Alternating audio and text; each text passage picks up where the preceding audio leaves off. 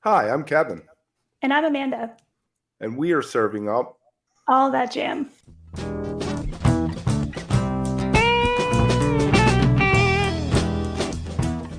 A lighthearted look at the weekend jam bands. Where we break down the jam scene's biggest stories, Talk new bands upcoming tours. and show reviews. A little laughing, some hot takes, and an always positive message for the community. Week of June 19th, 2023. Welcome back to the summer solstice edition of All That Jam, episode 151. And I couldn't stay away from Dead and Company in Philly. I got to take my oldest, so that made for a great early Father's Day. And I think we're celebrating a birthday this week, last week, Amanda. Are you feeling any wiser? Oh, yes, very much so. Yes, thank you. My birthday was on the 17th and turned it into a really great music weekend. So I'm happy. So let's hear about that. You were telling me a little bit before we came on. Let's get into that. It sounds very interesting. Yeah, so I was really lucky that there just happened to be a whole bunch of shows in town this weekend that I was able to get to, starting off on last Thursday. Super excited to see Eddie Roberts with his new band, the Lucky Strokes. And by the way, he was wearing a country western shirt and his hair was a little messy. So things that I took notice of. They were great. Pimps of Joy Time, Taylor Scott Band, got to say hi to Brian, Kevin. He's been on the show. So that was really cool.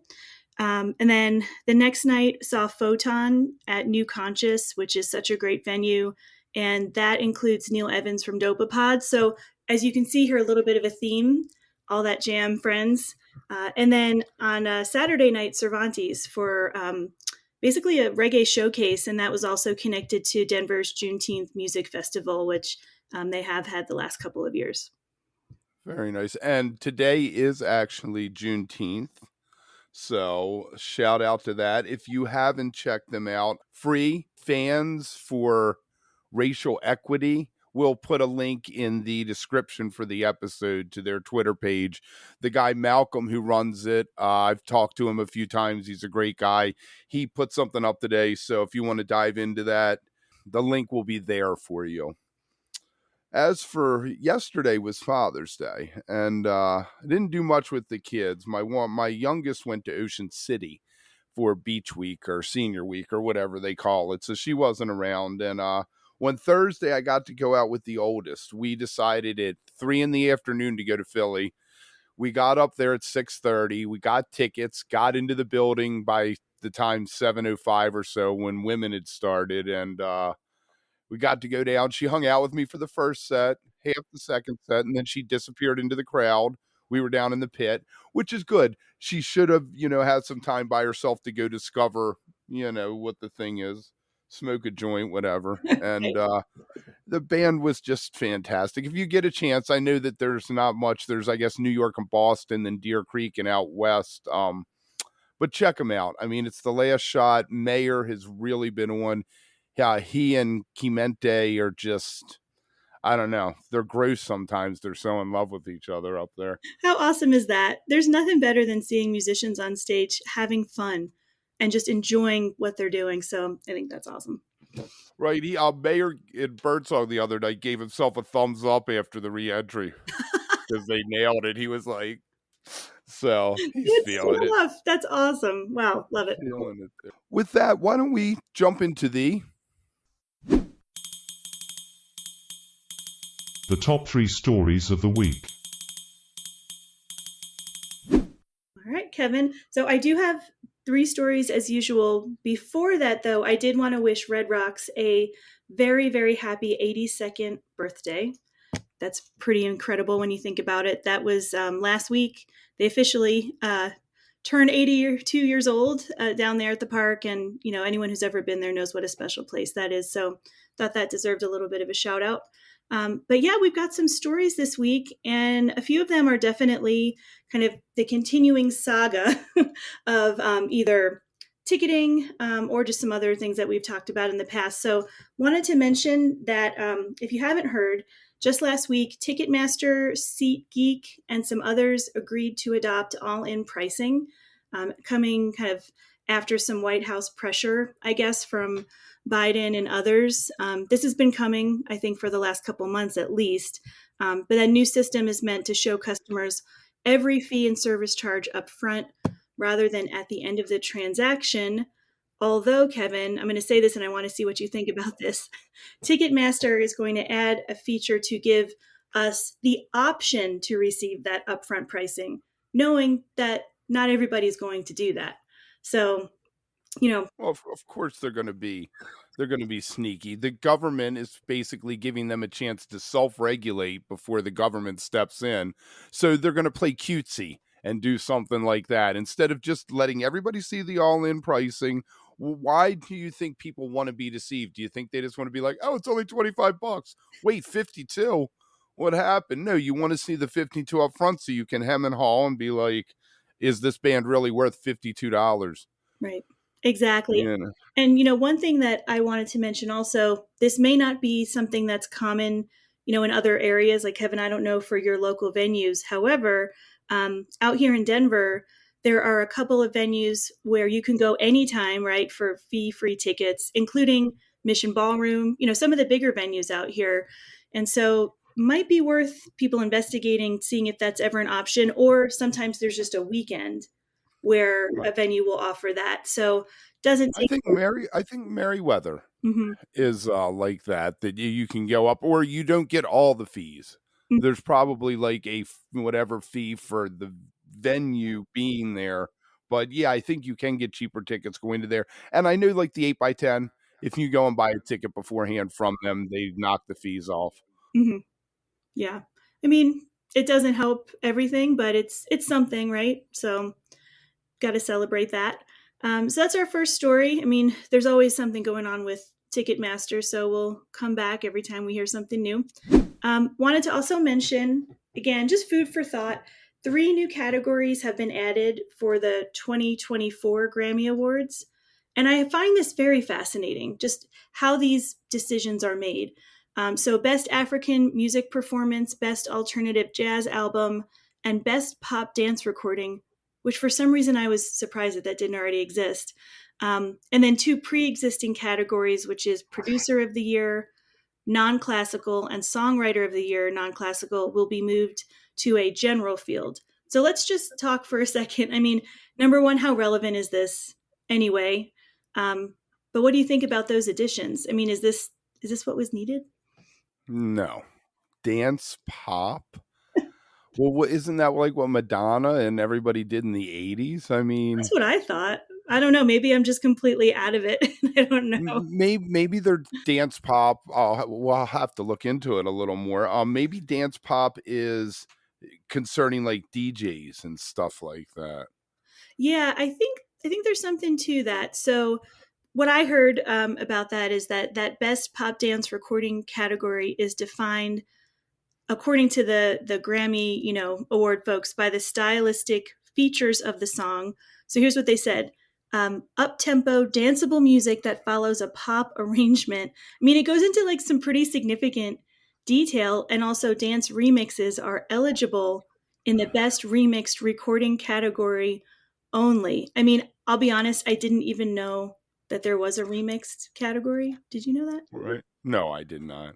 I really don't think the Grammys have ever been relevant. I mean, they did not give Bob Dylan a Grammy until his religious album Hmm. for Slow Train in 79. I mean, that's 16 years, 17 years of him putting out albums.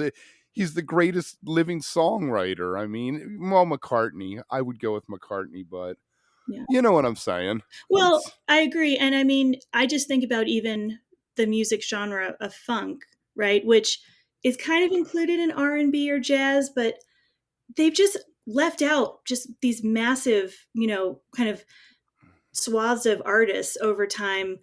So, they put this stuff out there, I guess, hoping that it will be relevant to certain people. But in the meantime, all of us who enjoy our improvisational music will just have to wait for that jam band category. right. Or bring back the jammies. That would be the thing to do. That would be the thing to do. I went to 3 of them back in the day. The first 3. Amazing. Simply awesome. So that's our second story for the week. So last story, Kevin, is that Bonnaroo, of course, epic music festival. I've actually never been to a Bonnaroo. I don't know. Have you ever been to one? That is where my ex-wife told me she was pregnant with our first child in 2003 at Bonnaroo. Okay, so there's a memory, Probably a lot of different emotions thinking about that now. Um, Right. Well, other people are going to maybe remember this. Apple has a new iPhone feature designed to make users safer, but that had a whole bunch of unintended consequences at this year's Bonnaroo, which of course still happening. Local police received multiple accidental 911 calls this past week. Um, because of some crash detection mode that the new iPhone 14 has. So if you're like me and you have an old ass iPhone that mine doesn't even have a number, it's the SE for being cheap, then you don't have to worry about it. But if you do have this new iPhone, um, it's something that the police actually said, why don't you deactivate that until the festival's over? So, Interesting. yeah. So it was just randomly sending 911 calls that people weren't purposely doing. Yeah, so I guess that feature, it's designed to detect whenever the user has a crash or injury. So any sudden acceleration or Dancing. otherwise. Yeah. So I guess skiers, roller coaster rides, that's also generated the same kind of situation. Um, the crash detection mode had also caused some trouble at some raves. So yeah, I think it's one of those probably ultimately helpful things, but has all these unintended consequences. So So we're going to start seeing signs, turn off your crash mode. yeah, exactly. And then you get to know like who's got the new phone because they're going to be the only ones, popping them out. But it does Right. make me laugh thinking about dancing at a festival and, all those phones kind of kicking it off. So Yeah. there's our third story for the week, Kevin. We spoke with Nick MacDaniels from Big Something. He's vocals and guitars. A few weeks back. We're going to have to start labeling these interviews because, you get the shorts and everybody's coming in checking the shorts out. Then we release the rest of the interviews, bigger chunks, what I like to call the evergreen stuff that's going to be, it isn't, oh, I have to hear this in this week or next week. And, well, we need to start saying, hey, this interview came from this date because I think we talked to Nick in February, maybe early March, and well, we're already into June now, but we got 3 clips. This first one, he talks about working with their late lyricist, Paul Interdonato, and the songwriting process and working with producer John Custer. So why don't we jump into that and we'll see you on the other side.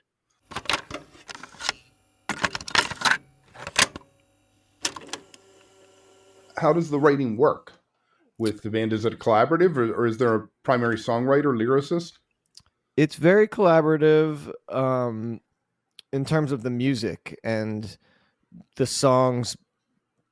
I like to think of the band almost as like a vehicle um, for the songs to come to life. So when a lot of the times the songs, the lyrics and stuff, I'm a big part of, but I love collaborating with other writers and musicians. I had a long time collaborator who helped like kind of write a lot of the lyrics with me for the band. And so I love outside influence and outside imagination and collaboration for the lyrics. But then when the songs go to the band, everybody kind of takes it. And, we have kind of a unique instrumentation um, with it being a 6-piece, and there's a wind synthesizer and all kinds of different keyboard and synth layers and stuff going on too, and horns. And we kind of let each band member find their place, and then it's a very organic kind of gradual process as the band gets their hands on it. Yeah. I find that a lot of jam bands, lyricists, could probably use an outside collaborator. I feel like lyrics get discounted in most jam band music, but I love that you see the value in that of having that extra voice from outside, I guess, the cocoon of the band. Yeah. I can't really speak on how other people do it, but for me, I like to get out of my own head because I find that like limiting in a way. Like I go to write a hook and I'm like, oh, that's the same thing I always think of, and it's like I love thinking about things from different um storytelling angles and different like characters, and there's it's just hard to think of a lot of that in for me personally. Like I love like sitting with someone I trust, or like someone, a close friend, who writes. It's that's a fun part of the process for me. Right, right. So, can you track your progress, your progression as a songwriter from the early days to now? I definitely feel like it's evolved. And I really miss writing with my buddy Paul, who used to help with a lot of the songs. He passed away in 2017. Um, so like getting through that and figuring out how to approach writing after that happened was kind of difficult, but I feel like I'm in a really good place with it right now, and there's several people that I have been writing with that I'm really enjoying, like working together with them. And there'll be a bunch of those on this new album that's coming out. So it's a very collaborative um, process. Exactly. So when you go in the studio before this last album, you had everything rehearsed, it had been road worked up, or do you go in and say, "Hey, let's create something brand new from"? A combination of both. And another key figure in the process is our producer, John Custer, who, he's done a lot of work with some really interesting projects. One was Corrosion of Conformity, who's like a Southern metal band. There you go. And then he's also done Dag, which was a great funk, like really pocket funk band from the 90s. And so him coming into he brings this whole new energy to it, which he's almost like a coach in a way. It's a very larger than life persona coming into the room and helping you craft this music. And he just brings a lot of laughter and good energy to the equation, but also helps us like make it badass, where it's like, whoa, this Right. this has got a lot of cool like raw energy in it. All right, Kevin. Lots more to come here with that interview, but wanted to mention first that we are online social media at All That Jam Pod on Instagram, Facebook, and Twitter, allthatjampod.com. And really, if you're listening to podcasts anywhere, you should be able to find us. As always, we really appreciate any reviews you can give us on Apple or anywhere else, really. It helps us big time. There was something else, wasn't there? Interact on social media. Okay, yeah. And we definitely want to encourage you to, keep the conversation going on social media. I think, Kevin, each platform can do that in different ways, which is kind of nice. So whichever one works for you, we'd love to have you. And really excited to continue, bringing all this great content. And speaking of, we're going to get back into the interview right now where we hear a little bit about, that disconnect between kind of being the studio, being live, some about mixing live shows and what that's all about. So why don't we head back in? I see that you put a lot of stuff up on Bandcamp, maybe everything that you do, all your live shows? Trying to. Do you find a disconnect when you walk off stage of whether you thought a show was good or not when you listen back to it? Sometimes. Here lately, I've been feeling like all the shows have been really good. I've been really happy and proud of how the shows lately have been sounding. And I've also been trying to learn and mix them myself, which has been quite a project. It's been really fun, and I feel like helping me become a better singer and a better musician, but it's also like added a ton of time and work to my plate. So it's like I'm trying to keep up with releasing these shows. What do you record with? What's that? What do you record with? So we multi-track all of the shows through our consoles, and then the consoles go straight into like a Logic session, and then I mix in Logic. Very nice. Very nice. Okay, so let's get into quarantine. It affected everybody in different ways. What I hear a lot from people these days is that it sucked, but it helped the band. Do you feel like quarantine helped you guys?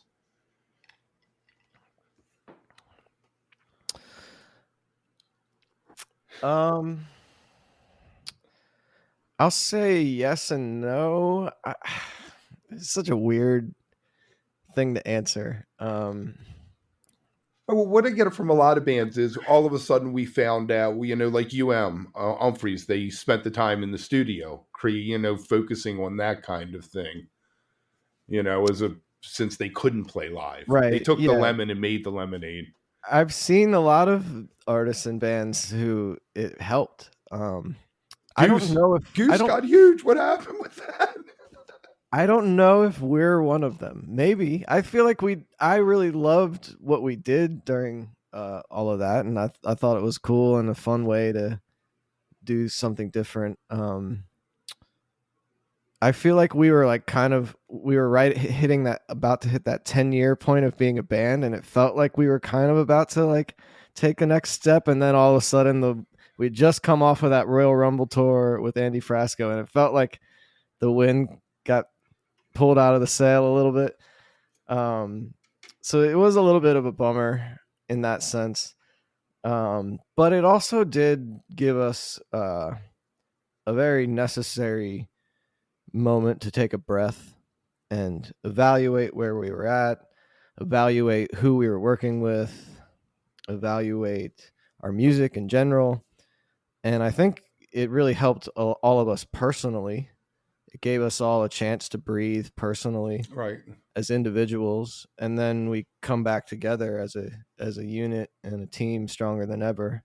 That's kind of what it felt like. You were the second band I saw after quarantine. You did the show opening the Brooklyn Bowl in Nashville after Fish. Oh, cool. And had a woman twerk in front of me that night.